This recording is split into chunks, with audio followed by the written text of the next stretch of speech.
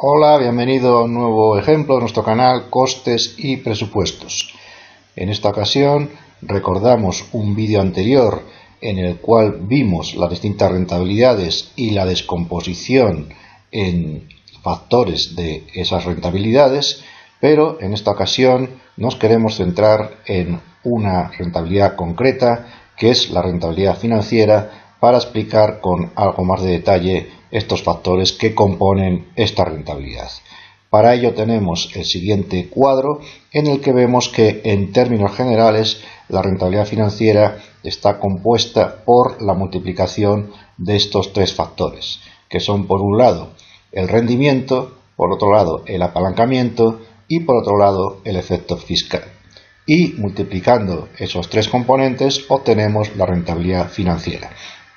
Pues bien, vamos a ver con detalle uno por uno. En primer lugar, hablamos de rendimiento o rentabilidad, que la fórmula sería el beneficio antes de intereses e impuestos dividido entre el activo total medio. Esto a su vez, como sabemos, por la rentabilidad económica, que también vimos en su momento, se subdivide en dos componentes que son el margen por un lado y la rotación por otro lado.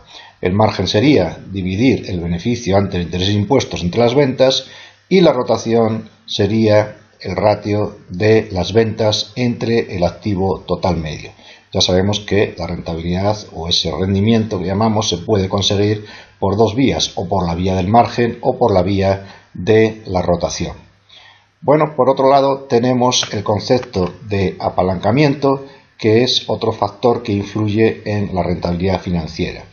Y este concepto de apalancamiento o este factor a su vez está subdividido en dos ratios, que son los siguientes. Por un lado, el ratio que consiste en dividir el beneficio antes de impuestos entre el beneficio antes de intereses e impuestos, y esto me va a medir el coste del endeudamiento.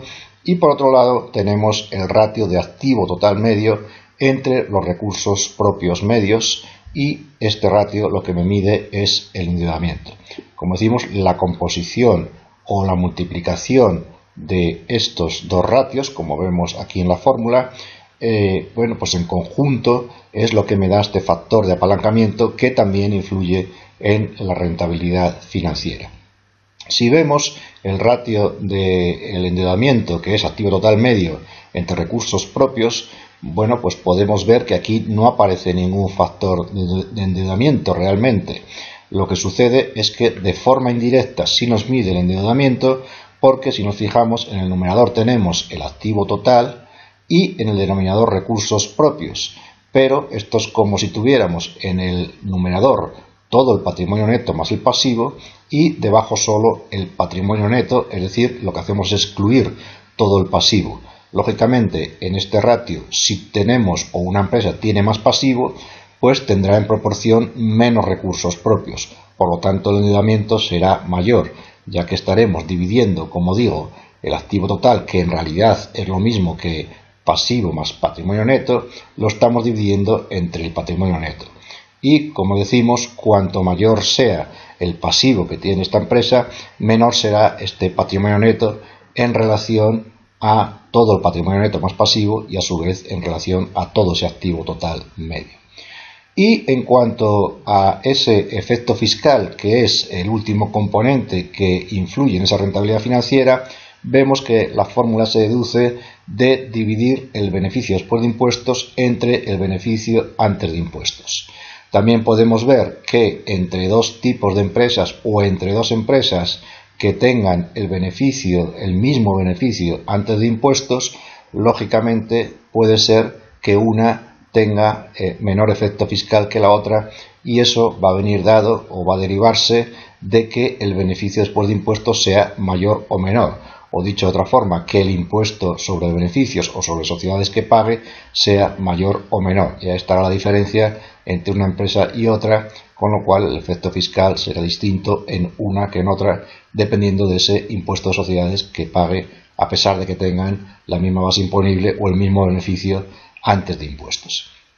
Pues bien, aquí tenemos en este otro cuadro representadas estos factores que intervienen en la rentabilidad financiera con sus siglas correspondientes, y lo que hemos hecho es partir de estas cantidades que vimos en ese ejemplo de un vídeo anterior, en el cual partíamos de un balance formalizado y de una cuenta de pérdidas y ganancias con unos determinados datos de una empresa, y a su vez obteníamos pues esta rentabilidad financiera del 5,27%, que es la que tenemos aquí. Y ahora lo que queremos ver es qué sucede si cambiamos cada uno de esos factores, de esos componentes que influyen en esa rentabilidad financiera. Por lo tanto, lo que voy a hacer es pegar estos mismos valores que tenemos aquí, los pegamos en una situación, una hipotética situación 2, en principio no ha cambiado nada, pero ahora vamos a ver qué sucede si en esta empresa estamos en una situación 2, en una nueva situación en la cual vamos a ir cambiando cada uno de esos factores. Vamos a imaginar que cambia el beneficio antes de intereses e impuestos. Vemos que hay una diferencia sobre el dato anterior de un 13%, pero vemos que la rentabilidad financiera no cambia en absoluto y que sigue siendo la misma que antes. Vamos a volver a la situación anterior, vamos a cambiar en esta ocasión el activo total medio, vamos a suponer que es menor que antes, y vemos que sucede lo mismo. Tenemos un activo que ha variado o que ha disminuido en más de un 31%, pero la rentabilidad financiera no cambia nada.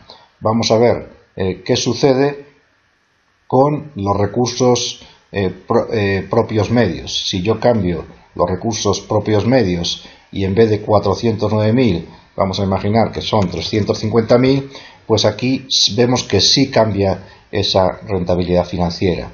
Ahora ha sido mayor y ha aumentado un 17,09%. Vamos a ver qué sucede si cambiamos el beneficio antes de impuestos, que en vez de 33.000 pues sea menos, por ejemplo sea de 20.000, y vemos que tampoco cambia nada. La rentabilidad financiera sigue siendo la misma que antes. Y vamos a ver qué sucede si cambiamos el beneficio después de impuestos. Vamos a imaginar que en vez de 21.587 pues es para esta empresa en una situación 2 de 15.000. Y ahora sí cambia y la rentabilidad financiera ha disminuido en un 30%.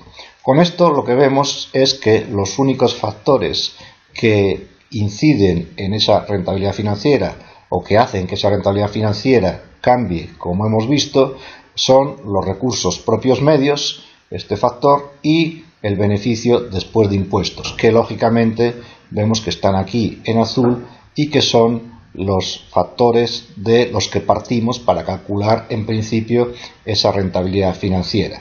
Lo que sucede es que el resto de los factores, como vemos, afectan tanto al numerador como al denominador. Si nos fijamos en el beneficio antes de intereses e impuestos, por ejemplo, lo tenemos aquí en el apalancamiento, aquí en el denominador, pero también lo tenemos en el dato del margen en el numerador.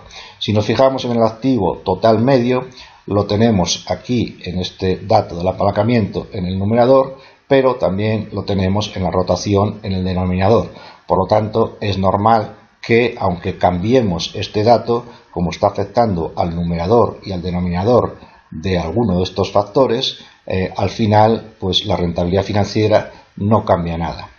Con el beneficio antes de impuestos sucede lo mismo. Lo tengo aquí en este factor que afectaba, decíamos, al apalancamiento, pero también lo tengo en este factor, este componente que afecta a ese efecto fiscal. Por lo tanto, como decimos, los únicos factores que intervienen al final o que pueden influir en esa rentabilidad financiera en una supuesta variación, pues son esos recursos propios medios y ese beneficio después de impuestos, que al fin y al cabo es lo que configura esa rentabilidad financiera. Viendo que el beneficio después de impuestos está en el numerador, lo cual indica que cuanto más beneficio después de impuestos, mayor rentabilidad financiera tengo, y los recursos propios están en el denominador, lo cual implica que ante un aumento de esos recursos propios la rentabilidad financiera será menor. Porque, como decimos, el resto de estos factores que hemos puesto aquí, en realidad lo que hemos hecho es multiplicar y dividir por ellos mismos para aflorar esta descomposición de esta rentabilidad financiera, pero al fin y al cabo, ante variaciones de estas otras variables, la rentabilidad financiera de la empresa no va a cambiar y va a seguir siendo la misma, porque, como decimos, afectan tanto en el numerador como en el denominador, es decir, están multiplicando y dividiendo esa rentabilidad financiera y por lo tanto no afectan a ese resultado final. Así que este es el ejemplo que queríamos ver y explicar con más detalle esa descomposición de esos factores que influyen o intervienen en esa rentabilidad financiera. Espero que haya sido útil y espero verte en próximos ejemplos, próximos vídeos de nuestro canal Costes y Presupuestos. Un saludo y hasta pronto.